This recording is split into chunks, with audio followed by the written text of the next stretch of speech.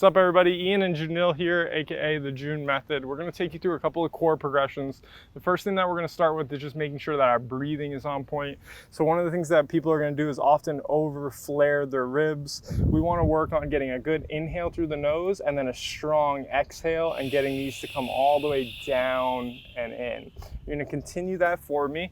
I want you to think as if your rib cage is actually going to rotate in towards each other. So you can think about those closing rotations coming towards each other.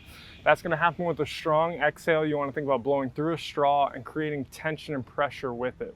You're not bracing or crunching, you're using the exhale to close the ribs and making sure that we're not thinking about doing a crunch or curling up. After we close that down, you might notice that you start to feel the front line working. We can feel all the way down to here connecting. You can also think about these points of the rib cage. So think quadrant A, B, C, and D. These are going to come together. These are going to come together, and we're going to lock that in so that our cylinder is nice and smooth. Think rib cage over pelvis. Now, with our lower back, I almost want you to not think about it, but I do want to address that it's not flat on the ground. We don't need to press it into the ground at all. Try to think as long as you feel the front line, the lower back is fine. And as you get stronger and learn how to exhale more and more, you'll probably get further away from the ground with the lower back, and that's actually fine. We should feel maybe the top of our butt working, especially towards the full exhale when you get closer to empty, so that's also normal. So the first thing that we're going to do after we get everything down is we're going to work on exhaling everything out with one more breath cycle. So go in through your nose, exhale everything out as hard as you can. Good. Now she's going to inhale and try to fill up her belly, and then I want her to lift her feet up an inch off of the ground. Notice when she lifted her feet up, we didn't move our lower back. We're holding with this stuff. The lower abs should feel the work.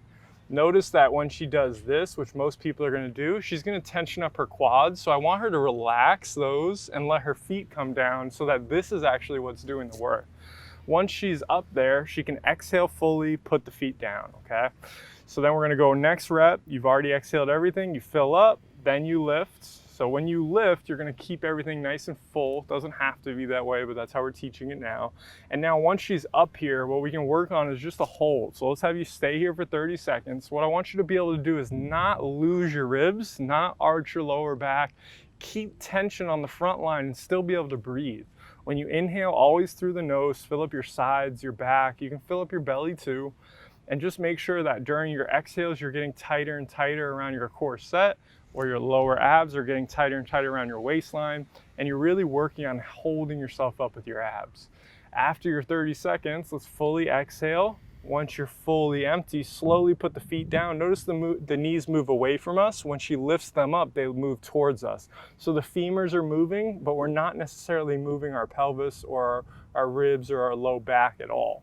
Now, one more, we're going to fill all the way up, down low, and then pick up so that this is what's holding you up. You should feel this working. If you needed to, you could even put your hand there and feel how it's pushing out, as if there's pressure going into your hands. That's what we would want you to be able to feel. Slowly exhale everything out. Get as empty as you can. Don't be afraid to blow hard, and then put your feet down. And that's how we're going to do our first progression, really feeling everything on the front line, learning how to breathe there for at least 60 seconds with your feet up, not losing core tension, and really showing that you can move through your hips without moving your lower back, your spine, your rib cage, and all that other stuff. That's going to be progression number one, and let's go into progression number two.